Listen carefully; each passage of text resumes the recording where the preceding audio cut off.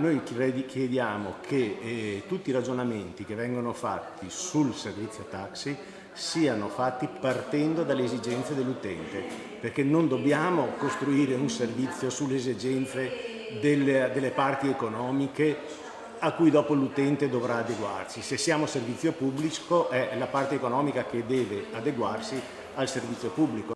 Il servizio è offerto dai taxi del Veneto, visto e giudicato con gli occhi del cliente. Oltre a 292 motoscafi, in Veneto sono attivi 734 taxi, di cui circa 500 nelle città capoluogo, che trasportano complessivamente 5 milioni di passeggeri con un fatturato di 75 milioni di euro. L'indagine dell'ufficio studi della CGIA di Mestre promuove la categoria, ma con alcune richieste. La cosa più importante che è emersa, che ha stupito anche noi, sono due. Per primo, che l'utente, nonostante utilizzi l'app, vuole comunque avere la possibilità di avere il telefono. Seconda cosa, che vorrebbe avere un numero solo da chiamare in modo da interrogare tutti i taxi.